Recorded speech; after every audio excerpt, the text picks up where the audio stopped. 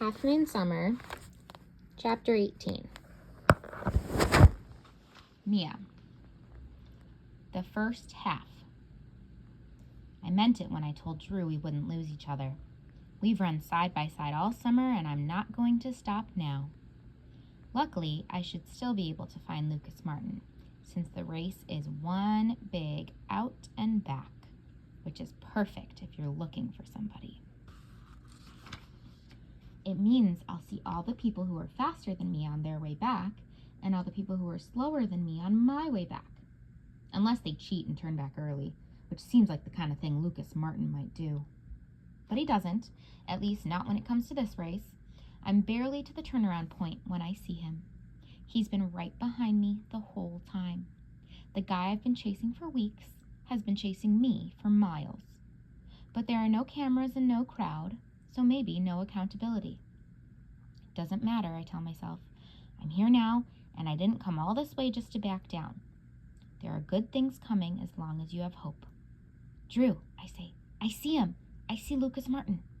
Drew drops his voice. Are you ready? Do you want me to stay with you? I shake my head. Keep your momentum, I'll catch up. The fact that we've been ahead of Martin this whole time gives me a burst of confidence. Drew nods and keeps the pace. I'll try not to get too far ahead, and I'll look for you at the aid stations. Okay, I say, then slow to a walk for a few steps, hoping I won't miss Lucas Martin somehow. I picture Dad's face, and Mom's, and Owen's, and Oliver's, then practice my lines. Hello, Mr. Martin. My name is Mia Fisher, and I want to talk to you about the house on McAllister. But these words, the ones I've said over and over, are suddenly too much, and not enough, and just all wrong. When he passes me, I decide to stay right behind him for a while. I notice how much he sweats, how his shoulders barely sway, how new and expensive his gear looks, and I wonder if he bought it all with money he owes other people. What kind of person doesn't pay their bills when they already have more than they need? What kind of person takes another family's home? And is there even anything he could do to stop it now? Or is it too late? I'm still trying to find new words, better words, the right words, when Lucas Martin runs straight up to an aid station, takes a drink from the volunteer, and for a second they talk. He's gone by the time I get there, but the same volunteer turns her warm smile on me as she hands me a cup. Go on, she says, you got this. Whether it's the drink or something else, I feel stronger than I did just a few seconds ago, and I believe her. If she can talk to Lucas Martin, then I can too. But first, I have to catch him. Mile 7. Lucas Martin runs with a swagger that says he knows exactly what he's doing. There's so much strength in his stride, he'll probably keep this pace all the way to the finish line. No, he'll probably speed up and pick off as many poor, tired stragglers as he can. If I want to talk to him, it has to be now. So I beg my legs to go just a little faster and my lungs to draw breath just a little deeper.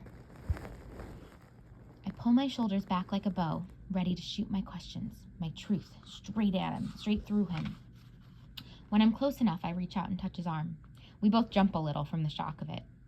He gives me the same wide, white-toothed smile I know from his job site and website. Good job, kid. I nod at the logo on his shirt. You a builder? Yup. If you were from Sacramento, you might have seen my signs. Yeah, I might have. It's the perfect chance to say the words I've been trying to say to him for months, but they won't come out. I think of the friendly woman at the aid station, try to ease into the conversation, as though nothing about today is easy. So, kings or warriors? Definitely warriors. I bring my boys down for the game sometimes. Oh, cool. Ever meet any of the players? I got Curry to sign a ball for my oldest a few years back. Yeah, I know. I saw your post. I swallow those words and say, wow, that's lucky. It takes a few paces before I can get the next part out. I bet they love spending time with their dad.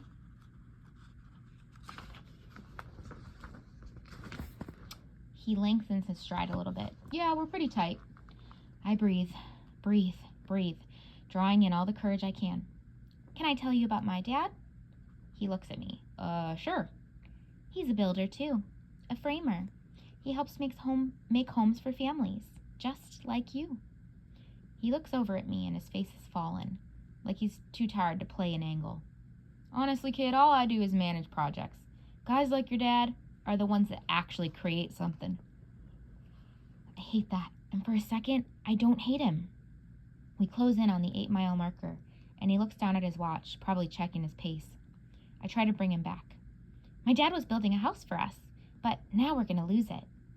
I'm sorry, I bet he'll build you a new one. He would if he could. Lucas Martin is still watching his watch. I'm losing him. I have to try something else, to get the words out somehow. Does framing pay pretty well in Sacramento? He's barely listening. I guess so. Hey, I gotta speed up to stay on pace. I'm trying to beat my time from last year. Keep going though, okay? See you at the finish line. He doesn't wait for an answer, just pulls away. And no matter how hard I push, I can't stay with him. I'm going as fast as I can, but I'm still losing ground as he ramps up his pace, passing runners one by one. I was so proud to have been faster in the first half that I misread his strategy. The only strategy I have is one foot in front of the other, which seems so simple and embarrassing to think about now. How did I ever think I could keep up or come out ahead? Mile 8. Lucas Martin passes Drew at the base of a long uphill slope. Soon I reach Drew too, and I know if I'm going to do this, I'm going to need his help. Hey, I say to Drew, I talked to Lucas Martin, sort of. Let's see if we can keep up with him. Drew's breathing harder than usual. His shoulders sag as he looks up at the hill ahead of him. You go for it. I'm just trying to finish this thing. And then I remember Pete. I remember running this race is about my friend, not just my enemy. I have to choose. Try to keep pace with Martin or be here for Drew. I match my tired stride to Drew's. You're doing great, I tell him. Only a few more miles. And the slower we are this year, the easier it will be to beat our time next year. Drew loses momentum as the trail rises. Unless you're my dad. This whole running thing was his idea, and he won't be able to run it next year. Or ever. You don't know that, I insist. Maybe his disease will progress slowly. Or maybe they got it wrong. Maybe he's got some other disease that turns itself around. Or maybe they'll find a cure. You think? Drew looks at me with as much hope. I wonder if I should take it back. I'm not an expert or anything, I say, but the doctors here thought Graham had stomach cancer last year. She's the one who finally figured out it was just a diet thing. Drew's pace picks up a notch. Stephen Hawking lived with ALS for 50 years, and his life was pretty incredible. Exactly, I say, even though I'm not sure who that is. The only thing you have to do right now is give this race everything you've got. Do you know how proud he'll be when you cross that finish line? Pretty freaking proud, he says. I imagine it then. How proud Pete will be. Will I make my dad proud today too? Mile 9. At the top of the hill, our momentum has shifted.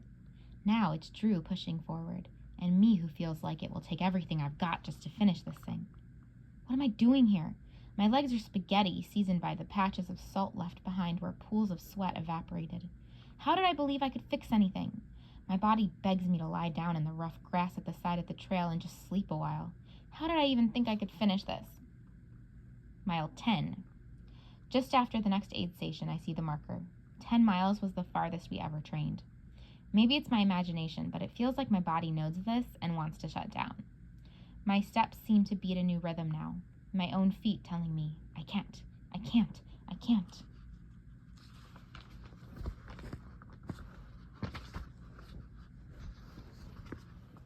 Chapter 19, Drew. As we finish our 10th mile, I keep thinking about what Mia said, about cures and wrong diagnoses. I picture Dad standing with the scattered folks at the sidelines, cheering and stepping in to run beside us for a bit. Maybe it's a stretch, even in Drew's dreamland, but I imagine him running this race with me next year. Maybe it's just that I want to believe, need to believe, but in this moment it all seems possible. I get so caught up in the details of my daydream, the cringy jokes, the funny stories, dumping water on ourselves at the aid stations, that it takes me a minute to realize I'm leaving Mia behind in real life. Hey, Mia. I drop back to bumper forward with my elbow. I don't want to beat you yet. It's okay. she says, breathing harder than I've ever heard her. She blinks fast, looks down at the trail, and slows to a shuffle. Go ahead. You shouldn't have to be the strong one. Not today. The strong one? I like the sound of that. And I like the thought that maybe I am strong. But not if it means leaving Mia behind. Not after all the miles we've run together. Hey, I say, we've just finished 10 miles. Think about that for a second. Every step we take now, it's the farthest we've ever run. I jog ahead of her. This is the farthest we've ever run. I feel a goofy grin on my face as I dash ahead again. Like maybe if I smile hard enough, she'll smile too. Now this is the farthest we've ever run. It reminds me of our first run together, when each of us was determined to go just a little farther than the other past the pier. Only this time, Mia doesn't look like she can go even just a little farther. So I let her catch up. I'm about to tell you something important. I look around, lean over, whisper, like that first day in math. My dad is right. You and me, our bodies are amazing. You never know what you can do until you actually do it. And we, my friend, can run 13.1 miles.